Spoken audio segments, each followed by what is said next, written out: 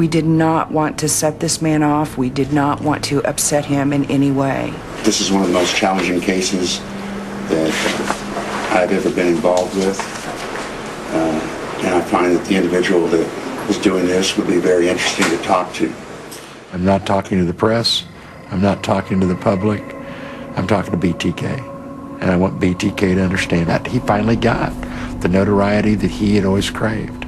The residents of Wichita felt the fear of over 30 years ago grip the city again. The hunt was on for BTK.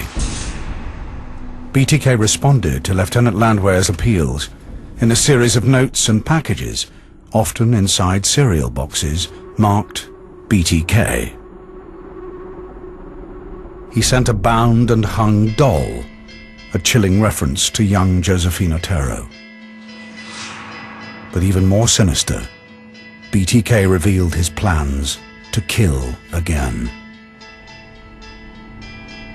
I've spotted a female that I think lives alone. Just got to work out the details. I'm much older now, and I have to condition myself carefully. Got to do it this year or next. Time is running out for me. He makes a threat that he has found someone, and we made sure that the public knew. This is serious. Don't trust anybody. I could see the fear in their eyes. And when the most important people in an investigation are that scared, it's a scary feeling for everyone. For 10 months, police play a game of cat and mouse with BTK, until the killer's urge to communicate leads to a critical mistake. He leaves a package in an open flatbed truck outside a Wichita hardware store, in a parking lot covered by security cameras. Detectives prepared to analyze more than 2,000 hours of footage in a race against time. A vehicle comes into the lot, it does kind of a loop, and it pulls next to the truck.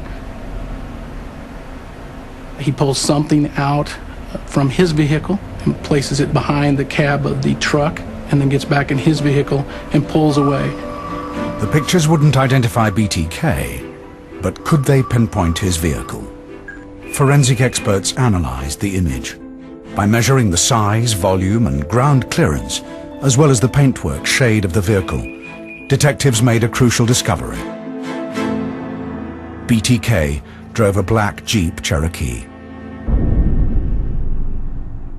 In the message left at the hardware store, the killer asks if a computer floppy disk can be traced back to the computer which authored it. If police promised it couldn't, he'd send future messages that way.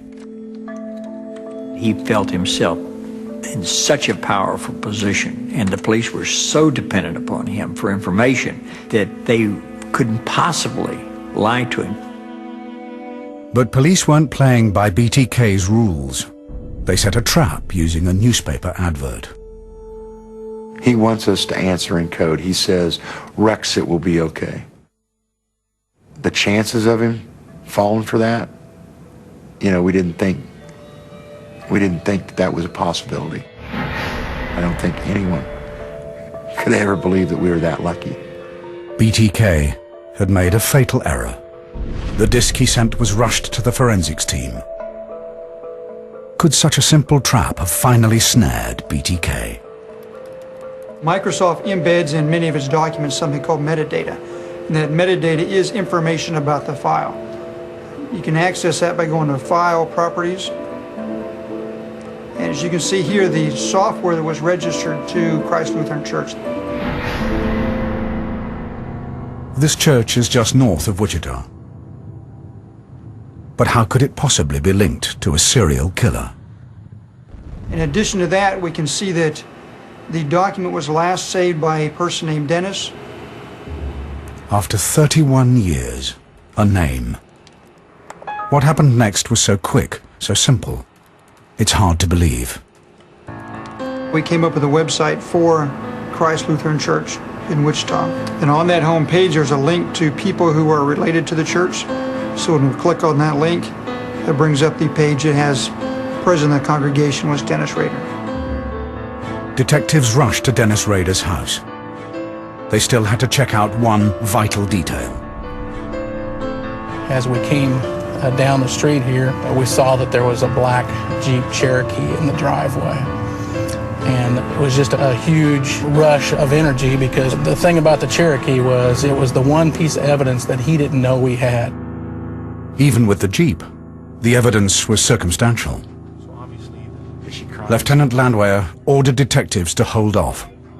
As lieutenant, I bring them all back. I say, no. I wanted to be sure, and I wanted to get some DNA. Police needed to link Dennis Rader's DNA with that of the killer.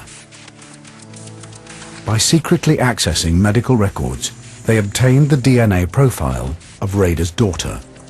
They wanted to establish if BTK was in fact the father of this individual. It's fair to say that you could exclude over 99% of the population with these paternity tests. DNA from the crime scenes and Rader's daughter proved BTK and Dennis Rader were the same man. Armed with this data, police were poised to strike. Shortly after 12 noon on February 25, 2005, Dennis Rader headed home for lunch.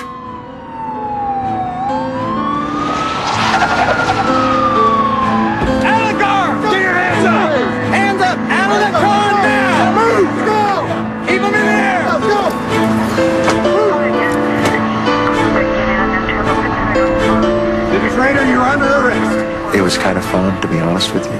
Every police officer since 1974 has wished for the day that I got right there.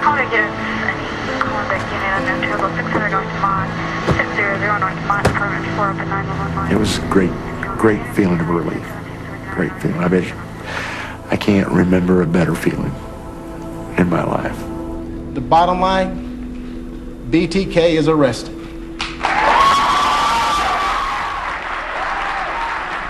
The pall of fear hanging over Wichita had lifted. BTK was captured. But just how much would he reveal? At BTK's trial, chilling details of 30 years of killing would shock the nation. The serial killer who stalked Wichita, Kansas for over 30 years had been unmasked as Dennis Rader. But what would he reveal to the police? Dennis Rader, you're under arrest. I know, so basically... This is the actual footage of Rader's 30-hour interrogation. At first, he stonewalled. Then 3 hours in, Lieutenant Landwehr played his ace, the DNA. I know that BTK is the father of your children. Of your children. I know that. No doubt. It's a done deal. The tests were done. Say who you are. Why don't you just say it? You're BTK.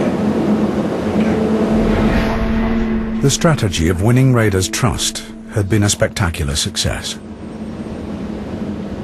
He honestly believes that, you know, he's the fox, we're the hounds. I mean, I'm serious. He thinks that we're going to come after him, and that's part of the chase, and he's going to escape, and then we're going to come after him again.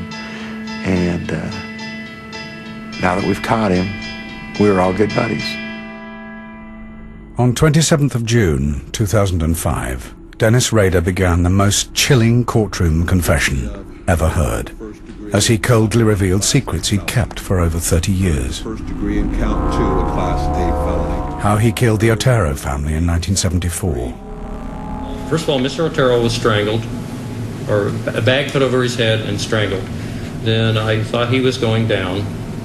Then I went over and strangled Mrs. Otero, and I thought she was down. Then I strangled Junior. And then when I went back, Josephine had woke back up.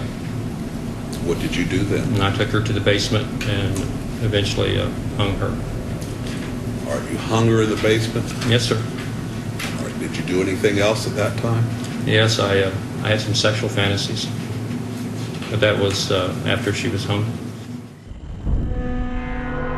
One of the problems that the public has in dealing with serial offenders is they can't quite get over the fact that almost invariably they look like us. And we don't want our perverts to look like us. The This mask of normality was BTK's disguise. He was a family man with a wife and 2 kids. But this dad was a little different. By the time he had 2 children, he'd tortured 7 people to death.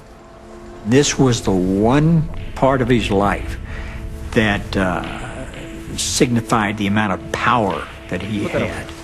He craved power. BTK's wife Paula sang in the church choir. He helped run the Boy Scouts. He'd chosen the ideal job for a murderer, touring Wichita, installing locks and security alarms in people's houses. He's chameleon-like.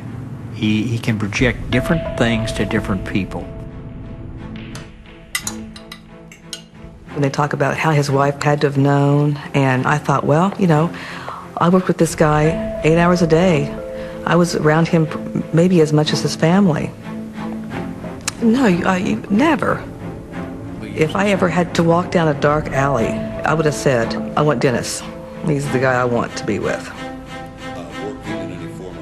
But there was another side to Dennis Rader. If you read much about serial killers, they go through what they call the trolling stage. Basically, you're looking for a victim at that time. And that, you could be trolling for months or years.